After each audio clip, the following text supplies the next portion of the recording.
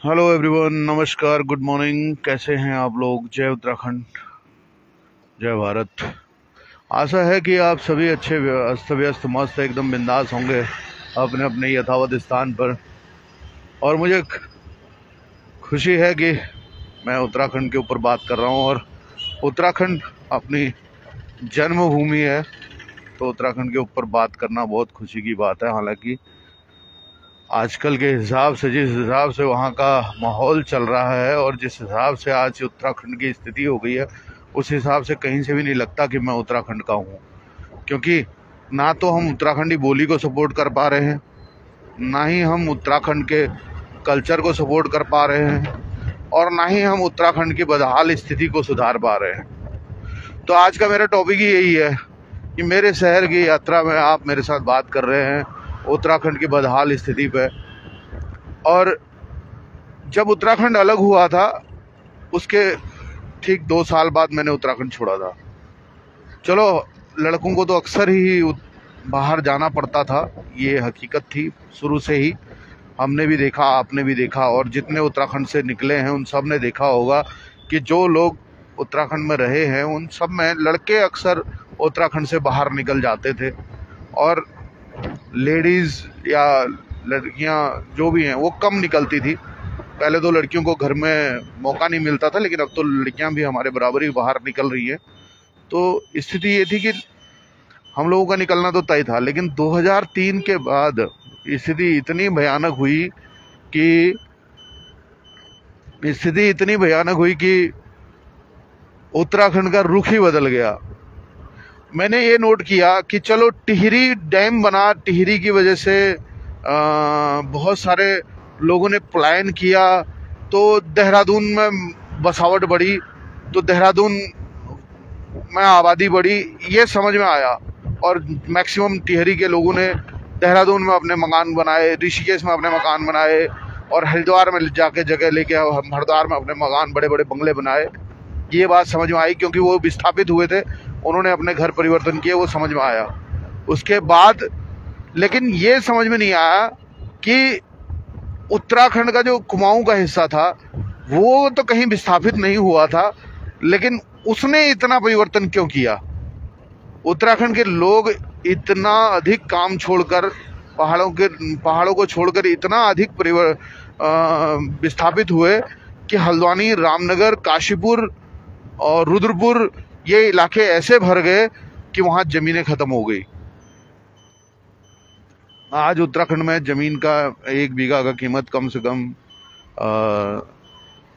30 से 40 लाख कम से कम लगाओ आप, नॉर्मली मैं कह रहा हूँ, और वो भी उस इलाके की कह रहा हूँ जहाँ पर अभी बसावट कम है। जहाँ बसावट ज़्यादा है वहाँ पर ये रेट ज़्यादा भी हो सकता है। तो कहने का मतलब है, आज 1 बीघा 30 लाख का हो रहा है, उस टाइम पे ये इससे भी सस्ता था। तो लोगों ने सस्ते ज़मीन के चलते पहाड़ों को छोड़ दिया।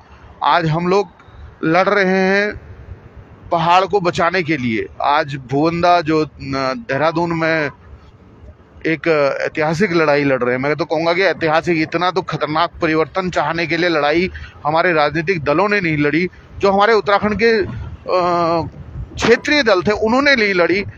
उनसे बढ़िया लड़ाई आज भुवंदा लड़ रहे हैं, और मैं कहूँगा कि उनका काम तारीफ काबिल है। हालांकि अब उनको देखा देखिए अब बहुत सारे लोग वहां पर आंदोलन कर रहे हैं, क्योंकि ये गिरगिट की चाल वो भेड़ चाल चलने की हम लोगों को आदत शुरू से ही रही है। ये हमारी सोच रही है शुरू से ही कि हम एक दूसरे को देख के रंग बदलते हैं और वो एक दूसरे के चाल में चलने की कोशिश करते हैं। अब कई सारे पार्टी वाले भी उसमें शामिल हो रहे हैं, लेकिन मैं ये कहूँगा कि पहाड़ वालों, पहाड़ी बन के रहो तो ये बहुत बढ़िया रहेगा। ये 2020 में हमने बहुत कोशिश की थी लोगों को समझाने की, जिस टाइम पर वन यूके के तहत जुड़कर और यूकेडी के साथ जुड़कर मैं राजनीतिक अपनी गतिविधि को शुरू करने की कोशिश कर रहा था। तो उस टाइम पर मैंने सोचा था कि मैं एक सोशल मीडिया के तहत अपने उत्तराखंड की राजनीति को सुधारने में प्रयास करूंगा। और उस टाइम पे वीडियो जो मैं फेसबुक पे अपनी वीडियो डालता था, हालांकि वो मेरा पेज अभी 1300-1400 फॉलोअर के साथ अभी भी स्टैंड बाय है, मैं उसको यूज़ नहीं करता, बहुत कम यूज़ करता हूँ। तो उस पेज पे उस टाइम पे इतना रीच था और इतने लोग उसको देखते थे, क्योंकि उस टाइम पे हम लोगों की ज़रूरत भी थी और उस टाइम पे हम काम भी ऐसा कर रहे थे, क्योंकि कोविड का मौसम चल रहा, कोविड की बदहाल स्थिति कह सकते हो वो चल रही थी देश के अंदर, और हमारे जो उत्तराखंड के युवा थे वो हर जगह परेशान थे और हर जगह हेल्प के लिए तरस रहे थे। तो उस टाइम पे जब हम हेल्प के लिए हाथ बढ़ाते थे तो सब उत्तराखंडी हाथ थामने के लिए तैयार थे। उनको जहां जहां मदद मिल चाहिए थी, वन यूके टीम ने पूरी मदद की थी, कहीं हमने कसर नहीं छोड़ी। जहां से हो सका, जैसे हो सका, हमने कोशिश की। हमने यहाँ तक लोगों को घर तक पहुंचाने की कोशिश की, और एक केवल ये दिल्ली, चंडीगढ़ या पंजाब, हरियाणा से नहीं, यहाँ तक कि हमने बंगलौर और पुणे और कोलकाता, इन शहरों से भी, मुंबई जैसे शहरों, बड़े बड़े शहरों से भी लोगों को घर तक पहुंचाने की कोशिश की थी। और उस टाइम में हमने एक नारा दिया था लोगों को, हमने कहा था कि क्षेत्रीय दल यूकेडी का साथ दें, लेकिन यूकेडी की मत मारी गई थी। उस टाइम पे यूकेडी ने अपना साथ हमसे छुड़ा लिया था और हमें दरकिनार किया। चलो वो भी कोई बात नहीं, मुझे उसका भी कोई गिला शिकवा नहीं, लेकिन आज यूकेडी आज भी उसी चीज के लिए तरस रही है और यूकेडी आज से 5 साल पहले भी उसी चीज के लिए तरस रही थी, लोगों की जरूरत के लिए। आज भी यूकेडी को लोग उतना ही मतलब नकारते हैं जितना कि पहले नकारते थे। आज भी लोगों की सोच में यूकेडी का कोई महत्व नहीं है। हमारी सोच में था, हमने माना था कि यूकेडी वो पार्टी है जिसने हमारे उत्तराखंड को अलग करने में यूपी से अपनी एक महत्वपूर्ण भूमिका निभाई थी। और बिपिन चंद्र त्रिपाठी जी को मैं सबसे बड़ा उस टाइम का नेता मानता हूं, और मेरी आंखों की सामने मैंने जब उन्हें देखा है तो मैं कहूंगा कि उनके जैसा नेता मैंने अपने आसपास देखा नहीं था। हाँ, एक और नेता होते थे, बसदा होते थे, जो बीजेपी से होते थे, जिनका कि हमारे रहते तक 2003 तक मैं गांव में रहा था, तो 2003 तक मैंने उनका भ्रमण अपने गांव में देखा था। बसदा भी बहुत जुझारू नेता थे उत्तराखंड में। जब यूपी के अंडर हमारा उत्तराखंड होता था तो उन्होंने उत्तराखंड के लिए, ऐसा नहीं था कि कोई काम नहीं किए थे, हमारे यूपी के अंडर रहते हुए भी उन्होंने बहुत सारे काम किए। हमारे गाँव में रोड्स वगैरह का निर्माण आज भी उनके द्वारा किया गया, मेरे को याद है उस टाइम का। लेकिन उसके बाद जो हुआ, उसके बाद की स्थिति सचमुच बदहाल हुई दोस्तों। आज ये बात इसलिए कह रहा हूँ क्योंकि जो अपना अभी विधानसभा जो सत्र चल रहा है उसमें एक विधायक हैं, मैं नाम नहीं ले रहा हूँ किसी का, एक विधायक हैं, उन्होंने पहाड़ के विधायकों को कोसते हुए ये कहा कि भैया आज तुम्हें पहाड़ की याद आ रही है, पिछले 25 साल, मतलब अभी 9 नवंबर को 25 साल पूरे हो जाएंगे उत्तराखंड को अलग हुए, तो पिछले 25 सालों से तुम उत्तराखंड में पहाड़ के नाम पर वोट मांग रहे हो, पहाड़ के नाम से वोट मांग के अपनी राजनीतिक गद्दी सेक रहे हो, अपने घर बना रहे हो, अपने बंगले बना रहे हो, और तुमने आज तक कभी पहाड़ के बारे में नहीं सोचा। और आज आखिर तुम्हें अचानक पहाड़ की याद कैसे आने लगी? जब विधानसभा में ये पहाड़ वाला मुद्दा उठ रहा था तो तब उन्होंने ये बात कही, और मुझे उनकी बात अच्छी भी लगी। और उन्होंने जो कमेंट किया पहाड़ी नेताओं को, वो बहुत तारीफे काबिल था। हम जो नहीं कर पाए वो उन्होंने काम किया बहुत बढ़िया लेवल पे। हालांकि आजकल सब कुछ ऑनलाइन है तो ये खबरें बाहर आ जाती हैं, सोशल मीडिया पे उनके द्वारा दिया गया भाषण भी काफी चल रहा है, फेसबुक पे भी आप देख सकते हैं। तो कहने का मतलब ये है कि पहाड़ियों ने पहाड़ियों को ही लूटा, कोई बाहर से नहीं आया। लेकिन अब स्थिति ये हो रखी है कि अब बाहर वाले आके लूट रहे हैं। अब बाहरी अतिक्रमण इतना हो रहा है कि पहाड़ में पहाड़ियों के लिए जान बचाना मुश्किल हो जाएगा आने वाले टाइम में, और ये बहुत जल्द होने वाला है, कोई बहुत बड़ा समय नहीं लगने वाला। मैं मानता हूं कि मैं भी पहाड़ से बाहर आया हूं, लेकिन हम लोग सिर्फ जॉब की तलाश में आए थे, और 2015 तक हमने कभी नहीं सोचा था कि हम पहाड़ से यहाँ अपने रिहाइश के लिए आएंगे। और 2015 तक हमारे दिल में यही था कि हम गांव ही जाएंगे। लेकिन 2015 के बाद हमें लगा कि भैया हम गांव में जाने की सोच रहे हैं तो इसका मतलब हम मूर्खता कर रहे हैं, क्योंकि गांव के लोग तो दिन प्रतिदिन अपनी जनसंख्या कम करते जा रहे हैं। गांव के लोगों को गांव में हम लोग जाते थे, जो एक टाइम था हमारा, जब हमारे घर में कोई, हमारे गांव में कोई आता था तो हम लोग उसकी हेल्प करने चले जाते थे, उसका बैग उठाने चले जाते थे, अरे यार हमारे ताऊ जी आए, हमारे बूबू जी आए करके। और आज का टाइम ऐसा है, आज के टाइम में अगर तुम पहाड़ में जाओ तो अब वो मैत्री भाव रहा ही नहीं। अब लोगों के अंदर पैसे की अलख इतनी ज़्यादा जग चुकी है और पैसे का बोलबाला इतना ज़्यादा हो गया है कि अब वो अपने मैत्री भाव को, अपने प्रेम भाव को भूल चुके हैं। और ये कोई अकेला मेरे साथ ही नहीं हुआ, बहुत तो लोगों के साथ हुआ होगा, क्योंकि जो चीज़ मैंने फेस की, मैं अब भी डाउन टू अर्थ रहना चाहता हूँ और मैं अब भी अपने आप को ज़मीन में ही पसंद करता हूँ। मुझे नहीं आसमान में उड़ने की आवश्यकता और ना ही मैं उड़ना चाहता हूँ। हाँ, जैसी भी मेरी स्थिति है मैं उसमें खुश हूँ। और जिन भी लोगों ने मेरा साथ मेरे अच्छे में दिया और मेरे बुरे में चाहे वो ना भी आए तो कोई बात नहीं, मेरे अच्छे में जिन लोगों ने साथ दिया उनका भी धन्यवाद, जो मेरे बुरे में मेरे मजाक उड़ाते रहे उनका भी धन्यवाद। लेकिन मैं ये कहना चाहूँगा कि उत्तराखंड के लोगों को अब अपने विचारों को थोड़ा सा बदलना होगा।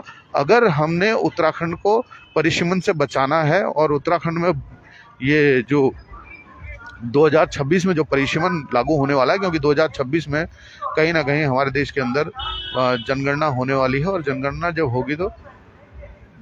जब होगी तो परिसीमन जरूर लागू होगा। और परिसीमन होगा तो वोट बैंक जो है, ज़्यादातर जो सीटें हैं विधानसभा की वो हमारे शहरों की तरफ आ जाएंगे और शहरों की तरफ जब सीटें आएंगी तो उससे हमारे जो पहाड़ का है वो नुकसान ही होगा, उससे फ़ायदा नहीं होगा। तो मैं उन सभी पहाड़ी चाटुकार नेताओं से भी ये कहना चाहता हूँ कि अरे भैया जाग जाओ, अब तो जाग जाओ, अब तो थोड़ा सा कुछ कर लो पहाड़ के लिए।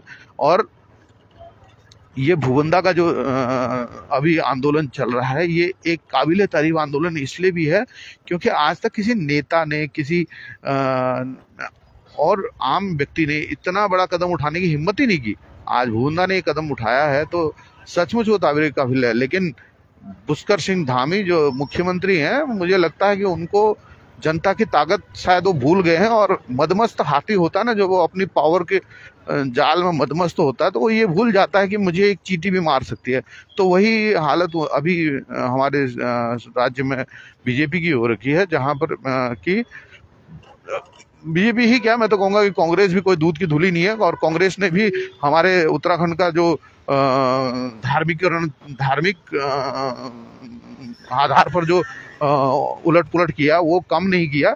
तो ये दोष केवल बीजेपी पे लगाना बहुत उचित नहीं होगा। और यूकेडी का भी इसमें योगदान रहा है। और यूकेडी के साथ साथ जो क्षेत्रीय अन्य दल थे जो छोटे मोटे, उनका भी पूरा योगदान रहा है। उन्होंने भी अपनी अपनी जेबें भरी और वोट बैंक के लिए सिर्फ अपने अपने पसंदीदा राजनीतिक दल का, राष्ट्रीय राजनीतिक दल का साथ दिया। तो इसी वजह से जो है आज उत्तराखंड का बेड़ा गर्क है और आज उत्तराखंड की स्थिति इस हालत में पहुंच चुकी है। और अभी उत्तराखंड के अंदर सबसे ज्यादा जो बढ़ रहा है वो लेडीज के प्रति क्राइम बढ़ रहा है।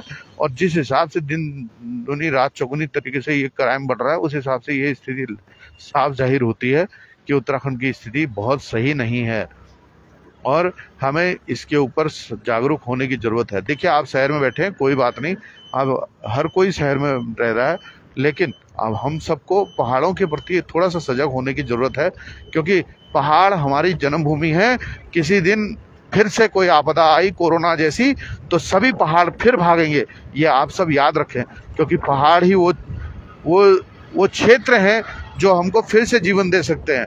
और हम सबको अपने अपने घरों को वहाँ पर जीर्णोद्धार, अपने अपने घरों का, पुराने घरों का जीर्णोद्धार करके, अपने वोटर कार्ड पहाड़ों में शिफ्ट करके अपने उत्तराखंड को फिर से बचाने के लिए प्रयास करना चाहिए। वरना पहाड़ी क्षेत्रों का वर्चस्व खत्म होने वाला है। ये मैं कोई गलत अफवाह नहीं बता रहा, ये हकीकत होने वाली है। क्योंकि देश के अंदर इतना बड़ा भूचाल आने वाला है, राजनीतिक भूचाल, और ये परिसीमन का भूचाल जब आएगा तो उससे केवल पूरा देश ही नहीं, मतलब उत्तराखंड ही नहीं, पूरा देश ही देश का ही कायापलट होने वाला है। आप इस चीज के लिए एक तरह से अपनी कमर बांध के रख ले, क्योंकि राजनीतिक जो ये परिसीमन होना है, इस परिसीमन से कई सारे मुद्दे जो हैं गरमाएंगे और कई सारी चीजें नई उभर के आएंगी। अगर विधानसभा की सीटें ऊपर नीचे होंगी तो लोकसभा की सीटें भी ऊपर नीचे होंगी। और जब लोकसभा की सीटें ऊपर नीचे होंगी क्षेत्र के आधार पर और क्षेत्र की जनता के आधार पर, तो फिर आप ये सोच लीजिए कि आपके पहाड़ का क्या हाल होगा। और मैं ये कहना चाहता हूँ कि अभी अगर भूबंदा का साथ नहीं दिया गया, अभी अगर भूबंदा को सपोर्ट नहीं किया गया, तो ये सचमुच बहुत दयनीय होगा। देखिए दोस्तों, मैं ये नहीं कह रहा कि आप केवल आप वहां पर प्रत्यक्ष रूप से जाके प्रमोट करो, नहीं, हम प्रत्यक्ष रूप से अगर नहीं जा सकते तो अप्रत्यक्ष रूप से भी हम प्रमोट कर सकते हैं। और मैं अपनी तरफ से ये कोशिश कर रहा हूँ कि मैं अप्रत्यक्ष रूप से भूबंदा का पूरा समर्थन करूँ, क्योंकि जो उन्होंने मुहिम छेड़ी है वो बहुत जरूरी है और बहुत आवश्यक है। क्योंकि हमारे पहाड़ को, हमारा जो ये कुमाऊं बेल्ट है, उस बेल्ट की हालत ही इतनी गंभीर है कि उसके पास इंफ्रास्ट्रक्चर के नाम पर कोई अच्छी सुविधा नहीं है। ना तो बढ़िया स्कूल रहे, ना बढ़िया कॉलेज रहे, ना बढ़िया हॉस्पिटल सुविधाएं हैं, ना वहाँ पर उच्च कोटि की और रोडों की व्यवस्था है। हालांकि ये बीजेपी सरकार में जब पीछे जो बीजेपी सरकार के जो मंत्री बने थे, उनमें काफी हद तक गांव तक रोडों को पहुंचाने का प्रयास किया गया था। लेकिन गांव तक रोड पहुंचा के भी क्या करोगे जब आपके गांव में रहने वाला ही कोई नहीं होगा। तो रहने के लिए ये व्यवस्था होना जरूरी है कि पहाड़ों में जमीन लेने के लिए जो जमीन खरीदने का जो कानून है हमारे यहाँ, उस पर बदलाव हो। और इसमें हिमाचल के जैसे भू कानून लाने की आवश्यकता बहुत बहुत बहुत आवश्यक है। और साथ में ही मूल निवास को 1980 से लागू कर देना चाहिए। जो 1980 के बाद से वहां रह रहे हैं उन्हीं को मूल नागरिक माना जाए, ना तो 1980 या फिर 1950 इसको उससे लागू करना चाहिए। और अगर ऐसा नहीं करते हैं तो उत्तराखंड का पतन तय है, समझिए। साथ ही एक बात और कहना चाहूँगा दोस्तों, भूबंदा का सपोर्ट कीजिए। जरूरी नहीं है कि आप प्रत्यक्ष रूप से करें, अप्रत्यक्ष रूप से भी कर सकते हैं। मैं अप्रत्यक्ष रूप से कर रहा हूँ, आप भी अप्रत्यक्ष रूप से कर सकते हैं। अगर आप नहीं जा सकते सामने तो कोई बात नहीं, आप उनके साथ इस तरह से उनका उत्साह वर्धन करके आप इस तरह से भी आगे बढ़ सकते हैं। लेकिन जितने भी पहाड़ के लोग हैं उन सबसे मैं एक ही बात कहना चाहता हूँ, राजनीतिक पार्टियों में बैठकर भूबंदा का सपोर्ट मत कीजिए। अभी आप सिर्फ एक बनकर भूबंदा का सपोर्ट कीजिए। और पहाड़ी एक है वाली बात होनी चाहिए। पहाड़ी अगर अभी भी बीजेपी, कांग्रेस, यूकेडी या अन्य क्षेत्रीय पार्टियों के अंतर्गत बढ़ के वहाँ पर आंदोलन कर रहा है, तो समझ लीजिए कि आप राजनीतिक गुलाम बन चुके हैं और आप राजनीति की गुलामी झेल रहे हैं। आप भूबंदा का सपोर्ट नहीं कर रहे, बल्कि आप एक तरह से राजनीतिक गुलामी को सपोर्ट कर मतलब राजनीतिक गुलामी को ही दर्शा रहे हैं। अगर आप आज भी इस मौके पर भी अगर आप वहाँ पर बीजेपी, कांग्रेस वगैरह के नेताओं के अधीन बैठकर वहाँ पर आंदोलन कर रहे हैं, तो सचमुच आप लोग बहुत बड़ी गलती कर रहे हैं। और आप लोग एक तरह से भूबंदा का सपोर्ट नहीं, बल्कि उन राजनीतिक पार्टियों के अधीन बैठकर ये बता रहे हैं कि भैया हम चाहे कैसी भी स्थिति हो, हम तो एक हो ही नहीं सकते, हम बटे हुए हैं और बटे हुए ही रहेंगे। तो अगर इसी तरह बटे रहेंगे तो फिर तो उत्तराखंड की जो बदहाल स्थिति है, इससे हमें कोई नहीं बचा सकता, चाहे वो कोई भी क्षेत्रीय दल आ जाए। बाकी आप सब समझदार हैं, अच्छे पढ़े लिखे युवा हैं, बुजुर्ग हैं, सभी हमारे उत्तराखंड में मौजूद हैं। मैं उन सभी से निवेदन करूंगा कि अपनी सूझबूझ से उत्तराखंड को पतन से बचाइए, उत्तराखंड के पतन को रोकने में सहायता कीजिए। और जहां तक हो सके अपने तरफ से भूबंदा का सपोर्ट करना चाहिए हमें। और इस टाइम पर हमें हर तरह की जो मुसीबतें हैं उन सब का एक तरह से विरोध करना चाहिए, जिनसे कि सरकार को लगे कि हाँ यार सचमुच यहाँ प्रॉब्लम है। क्योंकि बिना सरकार के कानों में जूं तब तक नहीं रेंगते जब तक कि कोई ठोस एविडेंस उनको ना मिले। और जिस तरीके से ये जो आंदोलनकारी वहाँ देहरादून गए थे, वहाँ पर धामी सरकार ने उनका एक तरह से अपमान किया और पुलिस को आगे करके पुलिस ने जिस तरीके से उनके ऊपर अत्याचार किया, वो सचमुच बहुत दयनीय था और बहुत गलत था। मैं इस चीज़ का विरोध करता हूँ और मैं तो कहता हूँ कि गलत हुआ है। आखिर बीजेपी सरकार को इस चीज़ को ध्यान में रखना चाहिए, नहीं तो ये बहुत मुश्किल खड़े करेगा आने वाले समय में। आगे आप सब समझदार हैं। धन्यवाद, नमस्कार, जय हिंद, जय भारत। फिलहाल के लिए आज का समय समाप्त हो चुका है, फिर आप लोगों से बात होगी। धन्यवाद, नमस्कार, जय हिंद, जय भारत, जय उत्तराखंड।